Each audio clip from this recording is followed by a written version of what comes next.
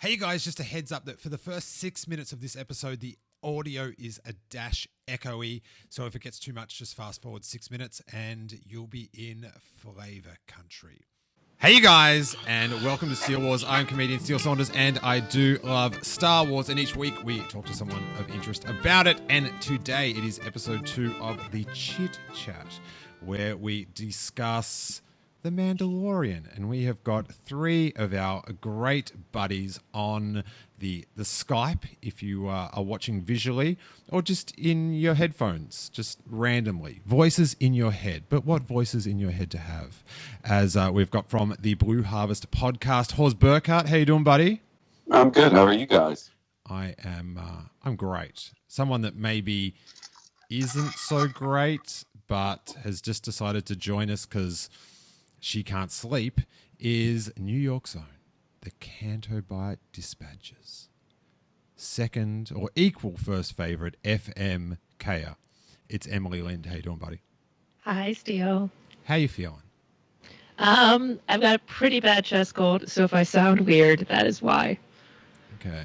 I sometimes worry when I hear podcasts and someone says a cold that like I should put like extra muffs over my ears or something just to make sure I don't catch what you've got. So that's how attached I am to the world of podcasting.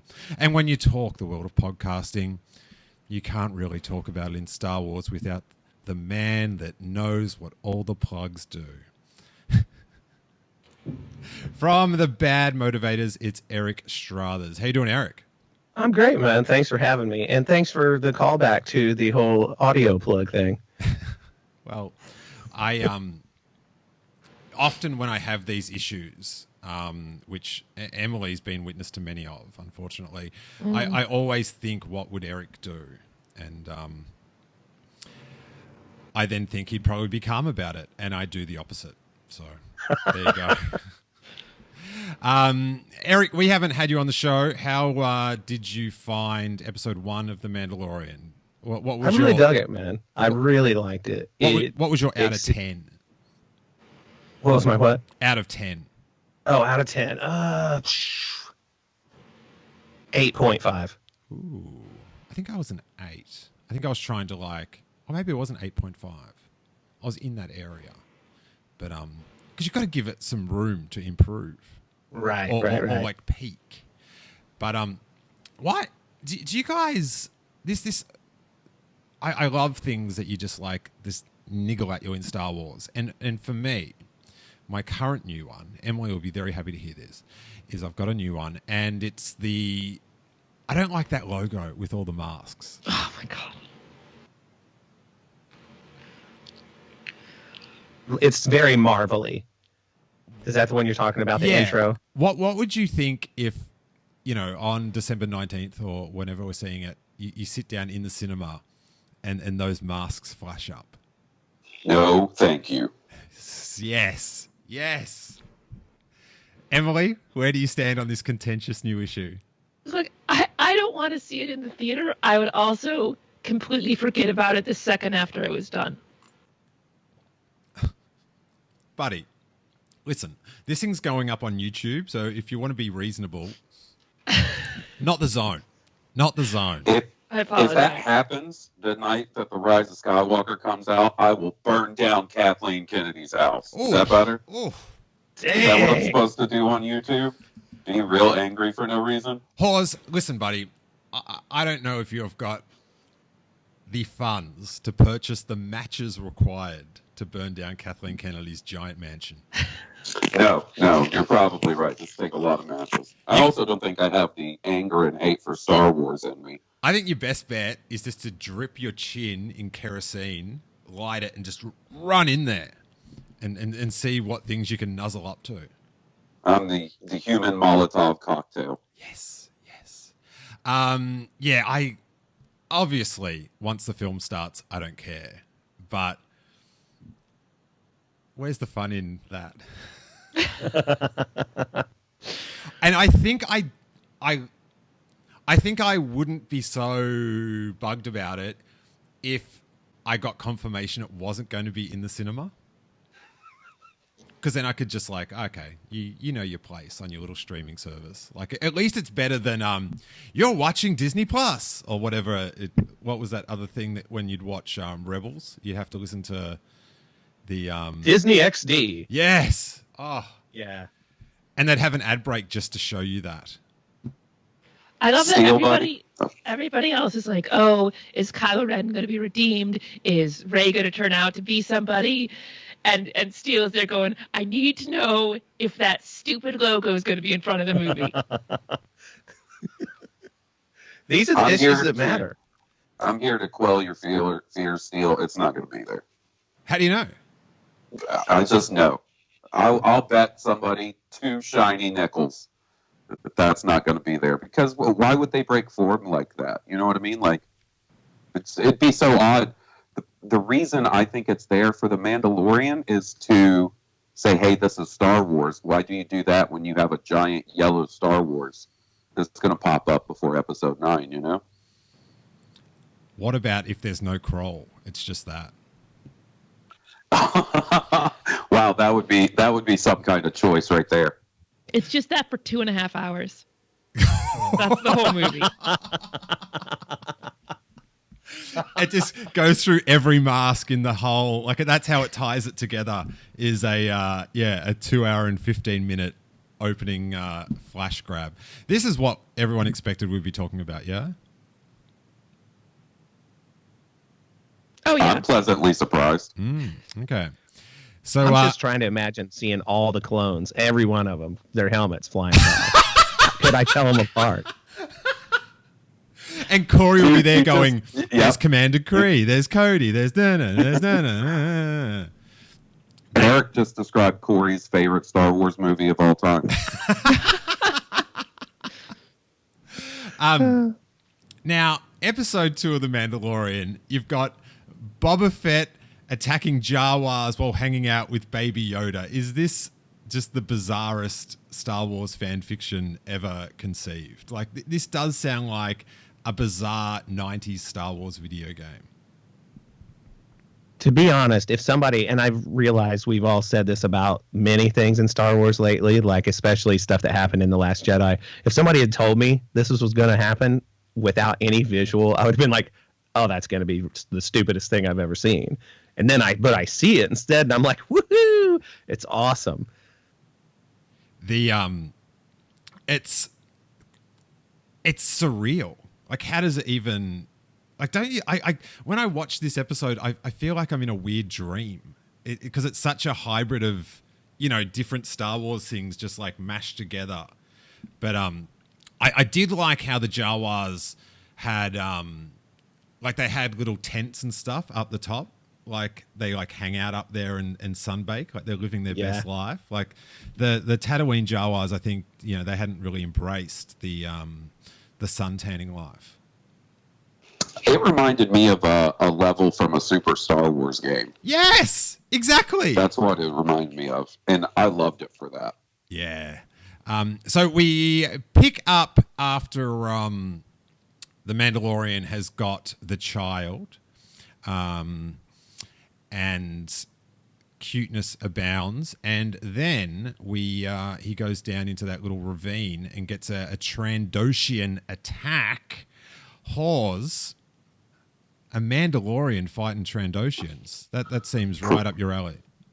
Pretty awesome. Do you remember like 2 months ago when they put out a still from that scene, maybe in Entertainment Weekly, and everybody was like, "This looks terrible. Look how corny this looks." But then we see it in action and in motion, and it looked really cool. I think it's like all that stuff from the 70s and 80s, like in stills, if it's not lit the right way, looks ridiculous.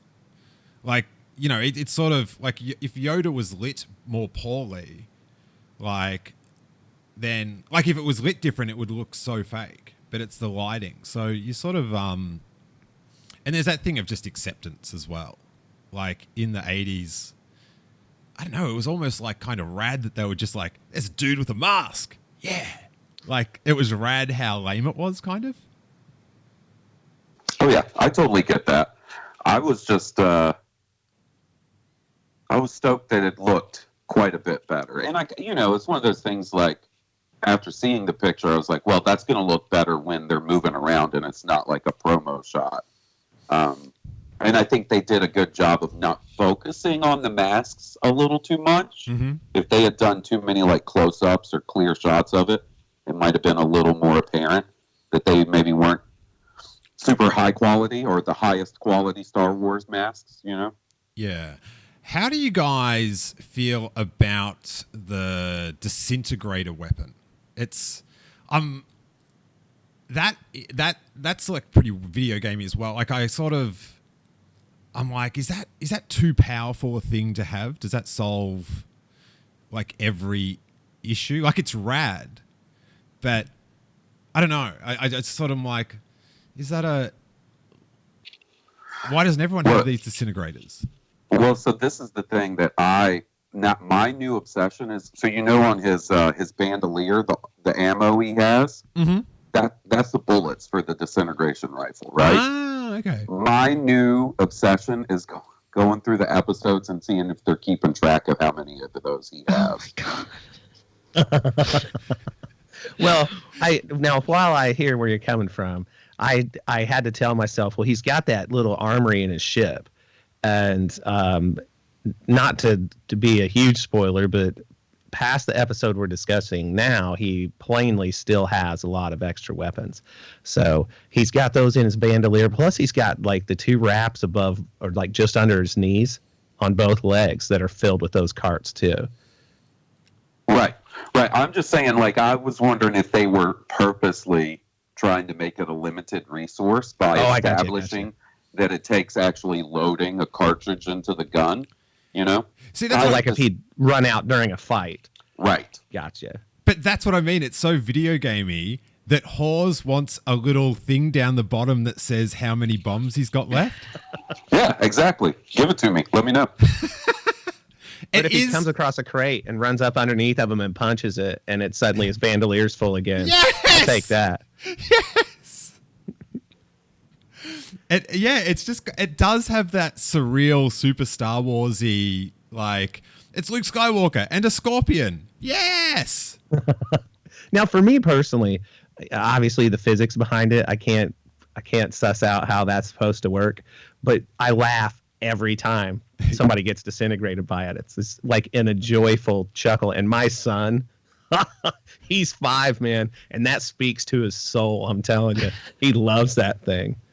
Just remember, counseling's easier. It's cheaper when they're younger, Eric. So if you want to get that looked at immediately.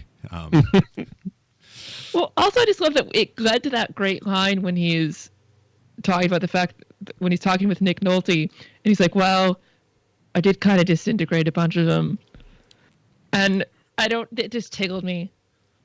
Yeah, that's, it's also, you got the no disintegrations thing in Empire Strikes Back. So it's, it's all connected, you guys. It's a poem. It's a poem. But that line, anything with Nick Nolte, like, there's not a second of like the Mandalorian that Nick Nolte's in that isn't awesome.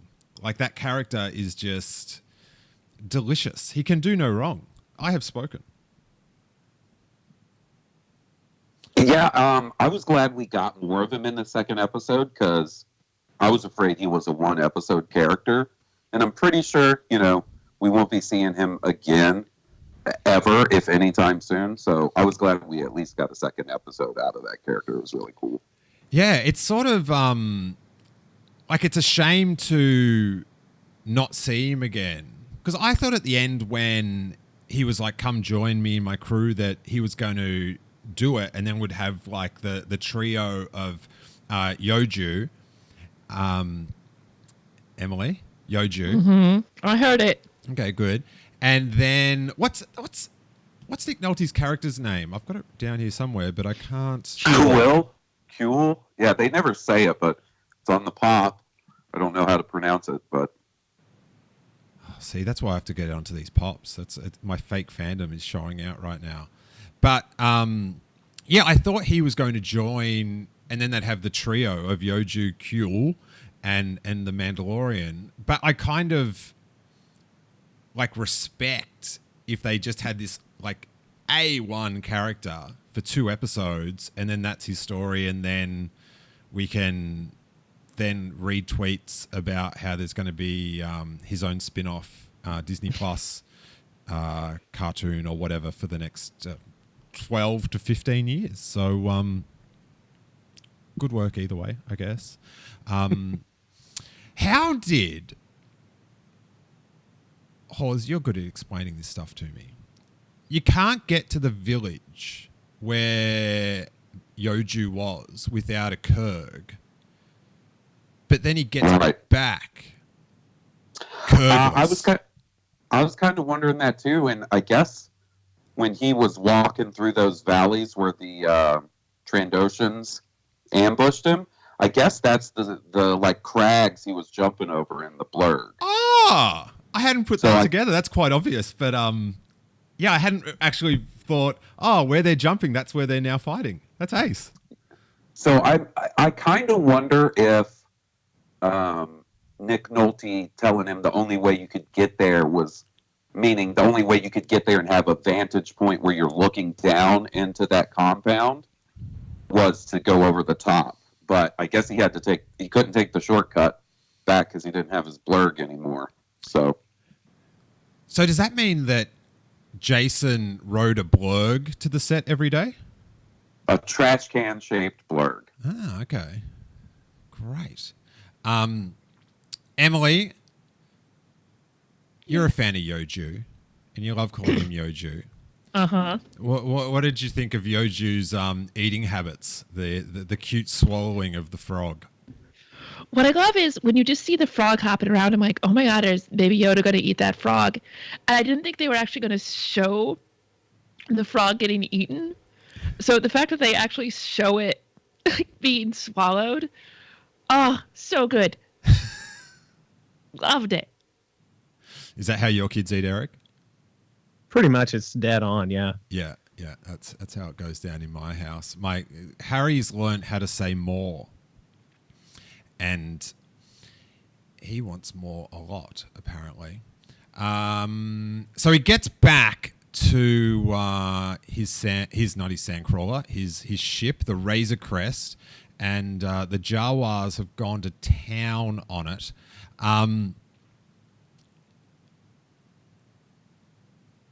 It's pretty good to have the Jawas back.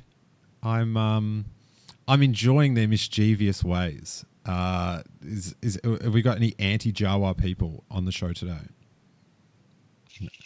No, sir.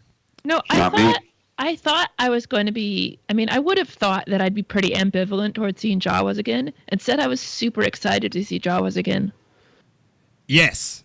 I don't know. There's so many, like, you can go, why are they there? But then it's just like, they're there to recreate an amazing scene from Raiders of the Lost Ark. That's why they're there.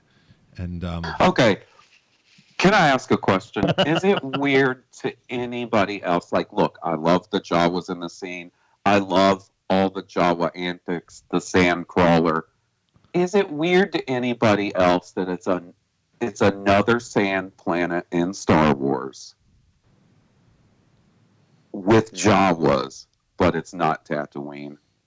Like, I get the concept of off-world Jawas. I'm fine with the fact that Jawas have figured out how to go to other planets, but couldn't you mix it up a little bit and make it not a desert planet with Jawas?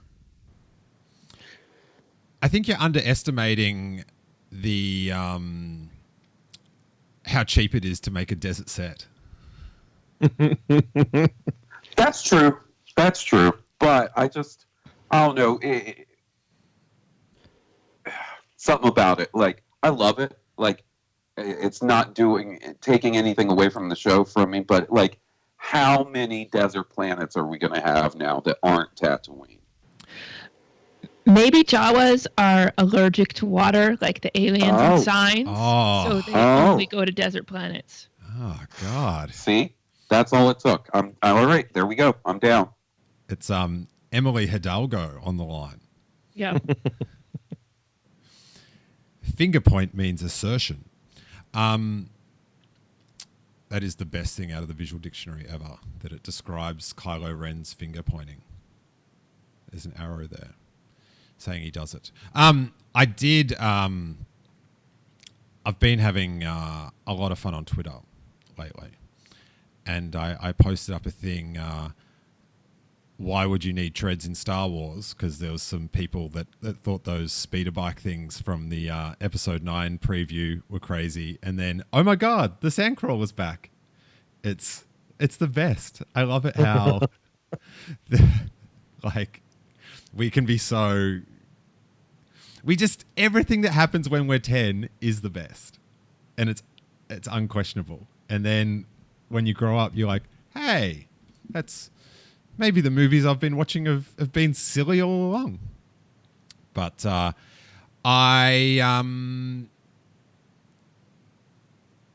got another nitpick. Did the Jawas have to pull apart the Razor Crest that much? It stretches my benefit of the doubt when they you can see through the spaceship after they've pulled it apart, and then they manage to get everything back and put it together perfectly within a week or something. It happened, so it happened. But to me, that's like a little twinge that I just pulled that back. I would have CGI'd a few less parts off it. Emily, you seem to be the moral compass of the podcast. Where do you stand? It didn't, I mean, I'm just into this show so much that there's not much that's bothered me. When you first tweeted that, I didn't even really understand what your nitpick was. They're the best nitpicks. Now I sort of get it a little bit more. Yeah, it was. I mean, it was basically they took it down to a skeleton, but it makes a really good visual when he's coming back and the ship's completely destroyed. Granted. It was, I actually thought that was it. Razor Crest done. We're on to a new ship now. That's how hard I took it, Emily, you know? Very personal for you. Well, you know, the Razor Crest has been a big part of my childhood, so I've gotten pretty attached to it. Now, there is an amazing thing the Mando's done, and that is new catchphrases in Star Wars. I have spoken. The instant he said that the second time, it was just, oh my God, this is gold. And now we've got this is the way. I just despite all the, you can see through the ship, whatever, all that. It's the fact that they're instantly injecting these sort of timeless catchphrases into Star Wars fandom, I think is thank you. Tell that to Kanja Club. All that good stuff. Yeah, and I'm already getting way too much out of This Is the Way. So much so that a buddy of mine, I was texting with him about Thanksgiving dinner yesterday, and I was like, hey, what are you having? And I said, This Is the Way, after they told me, and all they said back was word. That's kind of disappointing. Hey, you're not friends anymore, right? Well, I don't know. I'm doing a podcast with him right now, Steele. So, okay, This Is the Way really is very pleasing to me. And my wife, who she claims she's not that into Star Wars, right? I watched the show with that on Friday morning right after it came out, and then I had a gig that night. She didn't watch it with me. So there I am doing sound check at this casino, and I'd see my phone light up, and I go and check it, and it's from my wife, and all it says is, This Is the Way. And I'm going to tell you right now, I have never been more into my wife than I was at that second right there. It was like renewing our vows, man. I was like, yes. Oh, God, someone's going to use it in their wedding vows, aren't they? Oh, I was about to say, do you guys think I could talk Jesse into that? Because that is a great idea. Well, you can just do it yourself. You can, after you see, you do your little vows and that you make up, and then you just close it off with, I have spoken. But Eric, seems a little bit too enthused about his. I feel like he's going to have a very special moment in about 9 months' time after this. Well, I don't know about that, but it wasn't like it was my birthday or anything. But Look, Yoju Strothers, born in 9 months. oh my gosh. I'll name. You know what? I'm going to tell you right now. I will name if we have a baby in 9 months, I'll name it Yoju. Oh. I can't believe my Star Wars fandom has led me to. I don't want to talk about it, but I just hope you had a great Thanksgiving, Eric. That's all. Woo. Well, I'm just a little inside baseball here. I'm up in my office right now. It's the day after Thanksgiving. It's 2:00 in the afternoon here, and I just heard my wife screaming bloody murder at our kids. All I heard was, "And I'm going to tell you something else," and I'm like, "Ooh, I better mute my mic." Not, ooh, I better figure out if I need to go intervene or. Well, I'm recording a podcast. What can I do? I can't just leave you guys. This is how you tell that Emily's not a parent, because it's not about it's about coming up with reasons not to go check.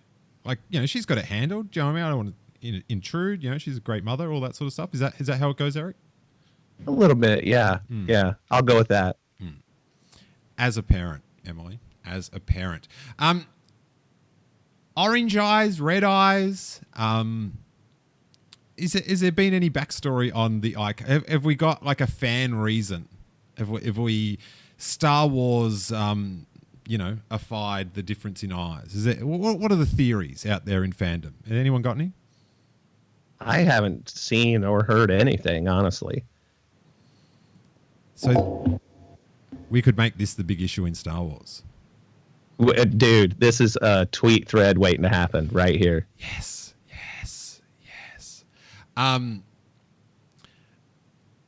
So the eye color is directly related to how many suns are pointing at the planet the Jawas are on. So more suns, the lighter? Correct. Oh, okay. That works. Done. You did it. Oh my Perfect. God. Nailed it. Do you know why that works? That is brilliant, Eric Strothers. Because remember the Power of the Force 2 Jawas that had the little window that let the light in? And that's yeah. That's like the more light you had on them, the lighter the eyes got. Mm-hmm. Nailed it. Wow. Are you not impressed with this, Emily? I don't know what's happening right now. We're solving Star Wars. That's what we're doing. So, he's all torn apart. So then he goes back and hangs out with QE. Is it QE? Q? I'm never going to get this right. And then they go visit the Jawas. Now the Mando arguing with the Jawas was like an older Twitter user arguing with people. He was so bad at it. It was just it reminded me of specific instances when I was following Twitter arguments and like, he's the Mando, they're the Jawas. But I do love seeing just little things like watching the gate open on the Sandcrawler. Just little, like, it's like we're getting a special edition of Star Wars without having to add more stuff into Star Wars. Like, you get to see like a traditional thing do something different. The little things like that delight me. Or what the top of the Sandcrawler looks like. Yes. Where they're all hanging out on the top. That's cool too. And even the view. I don't know, have we ever had the view from I get confused with like video games and stuff, but the view from the portal, do they like look the out cockpit of the or whatever? Yeah, do they look out of that in Star Wars? I don't think so. I don't think so, no. Okay. All that little stuff. But yeah, and it was so, like, when I was talking about the surreal dream of it, seeing the Mandalorian in the cockpit with the Jawas was just like, this is just a bizarre Star Wars taco. Like, there's a lot of hot sauce in this bad boy. I don't know if it's like how do you guys see the Mandalorian? Because the how things like work out with the rhinoceros battle, and I will call it a rhinoceros, space rhinoceros. It's like I sort of like, you know, he says later on it wasn't an honorable kill, and like I don't know, I sort of see I kind of want the Mandalorian to be like a white knight, like a true good character, but I don't know if like how that whole battle and just the whole reasoning behind killing a rhinoceros, a space rhinoceros, seems a bit like off that. But is how that sort of went down in that, you know, unhonorable way. Does that like befit the character of the grey Mandalorian? I think it does. I think he's transitioning, like, from the first scene you see him in episode 1 to where he is currently. Like, it's pretty stark transition right over episodes 2 and 3 from what he's presented as initially to what he really is or what he's becoming. So I think it fits. I'm with you. I want him to be a good guy. I like him being a good guy and not just some heartless bastard or whatever. But I mean, he's got a. I don't think he would just come across the Mudhorn and be like, "Oh, I'm going to kill that thing because I want to kill a big rhinoceros in space." He's got to do it because he needs his ship back. So I don't think he's particularly excited about it or anything. Yeah, but did you see on Instagram he posted a photo giving a thumbs up next to it dead? Oh, that's right. I forgot. He owns Jimmy John's. There it is. Now, does that change your opinion of how it went down, Emily? Yeah, if he's just a big game hunter, then I think we have to boycott the Mandalorian, Okay. or at least his chain of sandwich shops. Don't make me boycott a sandwich. The Hamdalorian. The fact that he did like reject it later on, getting his little singlet thing, you know, he sort of like saw it, but the whole thing was like I always like to like phantom edit things and just slightly tweak them so they you know, like the ship not getting totally pulled apart, just to fit my like Star Wars taste. But I would have liked if it all went down, because he goes in, gets attacked, you know, shoots fire at him, and then as the rhinoceros is running towards him, Yoda floats him, or Yoju, and then this is the point that it could have sort of not hit my little Star Wars thing, was if after Yoda floated him, the space rhinoceros got so tripped out by that he just ran off. Like, and that's so, I don't know. I'm not being much of an alpha. That's all I can say. But the fact that then he just drops him and then he just somehow kills him with that tiny knife, which I don't know, that maybe it's the secret. It's got like Camino poison, good stuff on it. But yeah, because like the rhinoceros, the space rhinoceros, he was just protecting his baby. And as a parent, I find that more honourable than trying to steal a sweet egg to give some local punks just to slam down. How do you see that one, Em? Look, you're not wrong. I think killing the Mudhorn is not great, but again, I'm okay with him doing stuff that's not great. I think it makes him more interesting. Like maybe, and again, like we see him, like he's not enjoying this. It's not a cool thing that he's doing, that he's like proving his manliness or anything. Oh, you can tell by the look on his face. But you can tell I mean, you can tell by how that fight goes down. You can sort of just tell, I think, through everything afterwards. Maybe that's me projecting a lot onto this character, but I don't know. I'm okay with him getting his hands dirty. Well, and he doesn't just run in there and start a fight. He does try to sneak in and get the egg at first. So it's not like he's purposely going to try and kill this thing, you know? But this thing starts coming at him. Amando's got to do what Amando's got to do. And like it's sort of, you get sort of used to it instantly, but like we are watching on Star Wars television a space rhinoceros attack a Mandalorian, and then he's like flamethrowing him, which is delicious. And like moving a little Baby Yoda out of danger with his little wrist thing.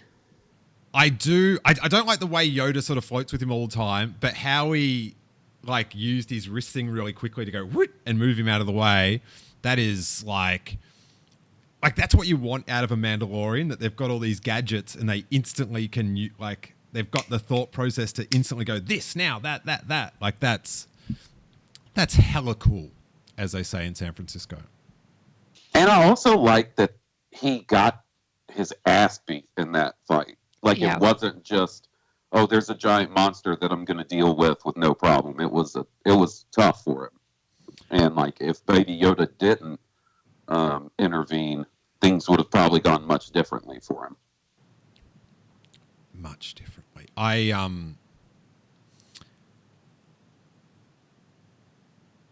loved, like, it's just such a good line when he's talking to, what's the lady's name that bangs the metal every episode?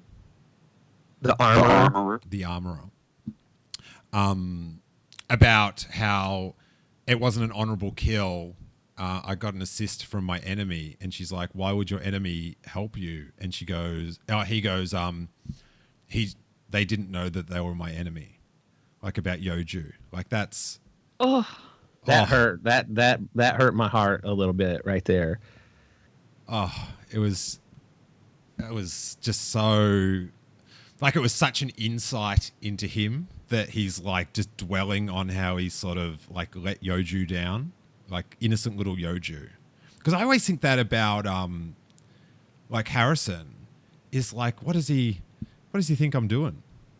Like, do you know what I mean? When he's like, he's getting changed and he's crying, he's like, does he sort of know I'm trying to help, or what? Like, yeah, what's happening? But to like have that, like that guilt of that you let this innocent down, that's what I want out of a hero, you know? A little bit less grey, a little bit wider, you know? So you're not gonna sell Harrison to Werner Herzog?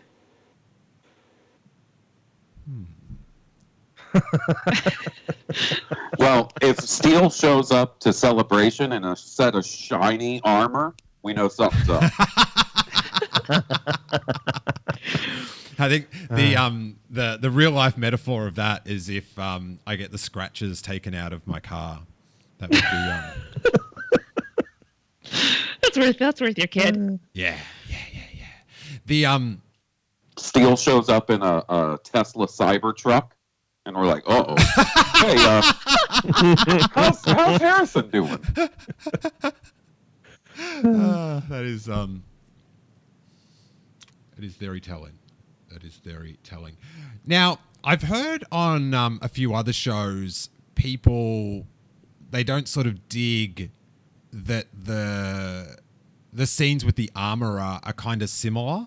Like they sort of start off the same thing, but like that it's a TV show and not a movie. I kind of like I remember like when you'd watch like an 80s cartoon and like Voltron would join together, and you'd sort of go, oh, they've only got 3 versions of Voltron joining together.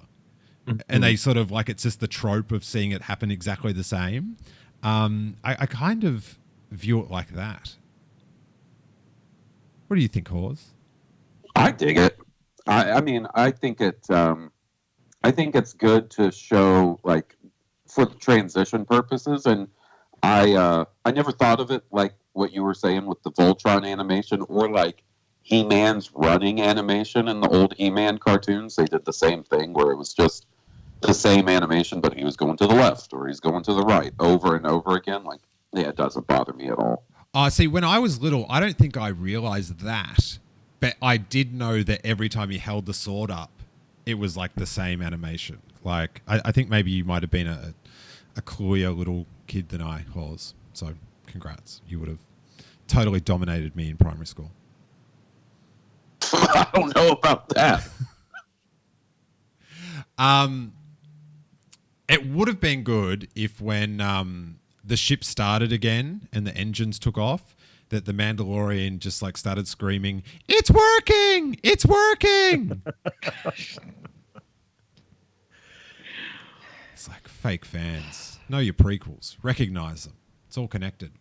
It's all connected.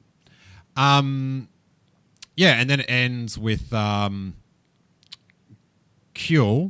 Is it Kuel? Am I saying it right now?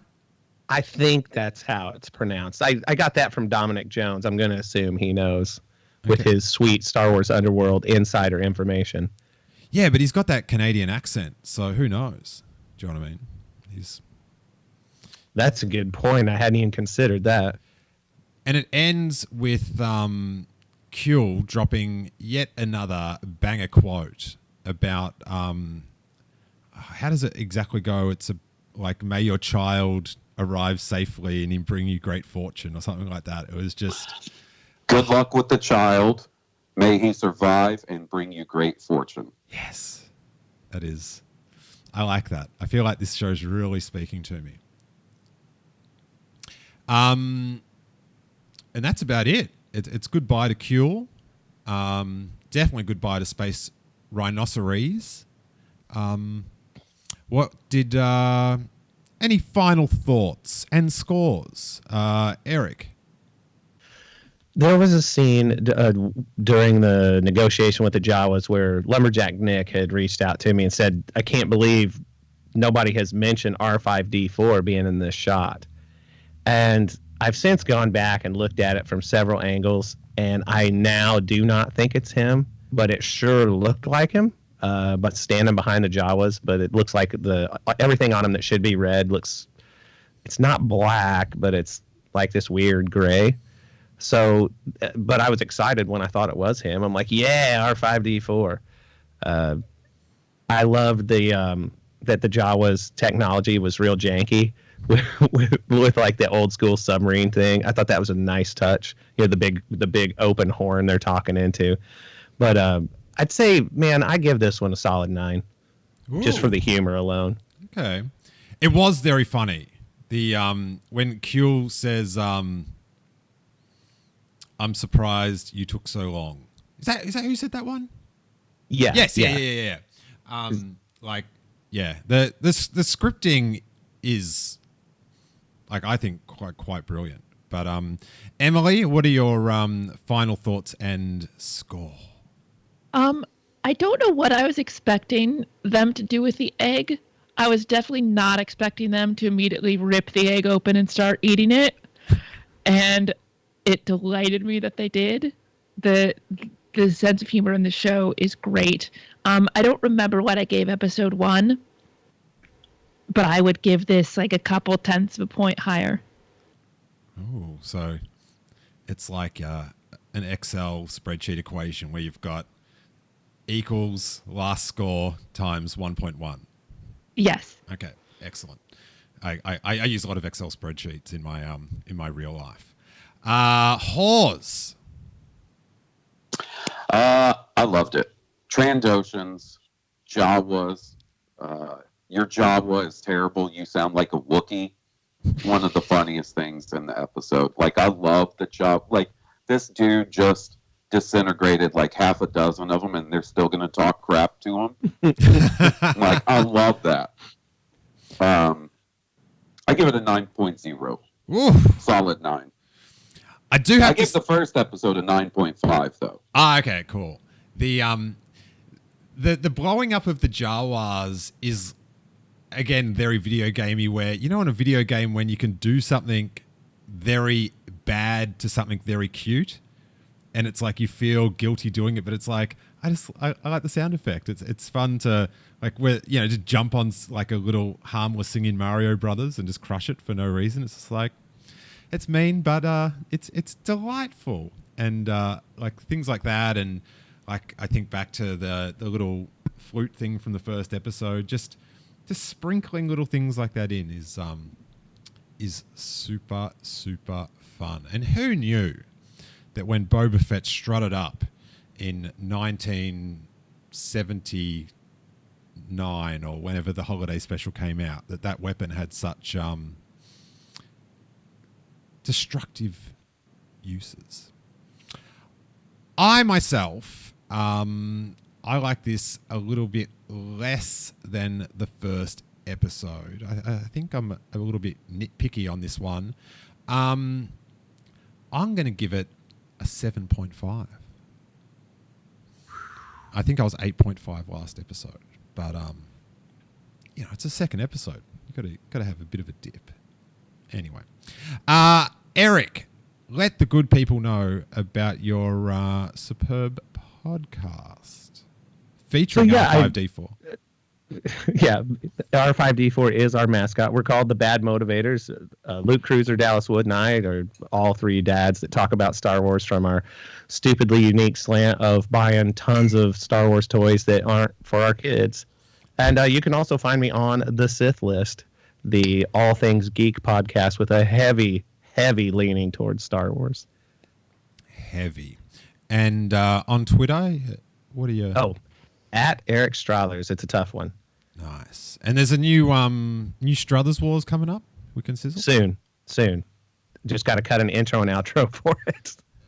All right. Yeah, it sounds like he's quelling the sizzle on that one. So, Emily, Cantobite Dispatch, soon to feature. I will do it today. My highly sizzled FMK. It's come up. When do you record so I can get it in before that? Sunday afternoons. All right, so I've got a deadline now. I'm going to get. I've told you that like 6 times now, and you've still not sent me this voicemail.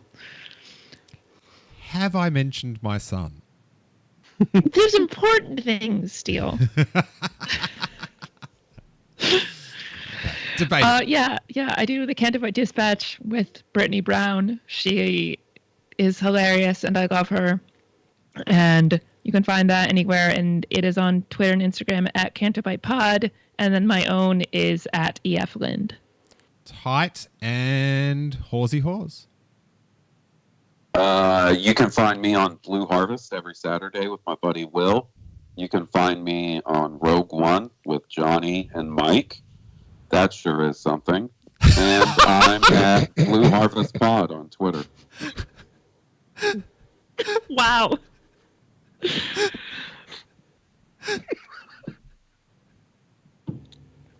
That sure is something. That is. Where's Eric gone?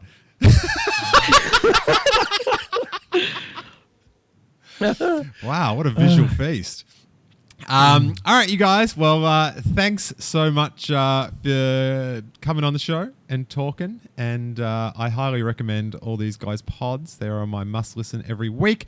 And we'll be back on both YouTube and iTunes podcast and all the other places with another review as we catch up. And I get back into real time. I was just in Australia, everyone. So I should have said that up top. That's why I'm on a bit of an episode delay. But thank you guys so much, and may that force be with you.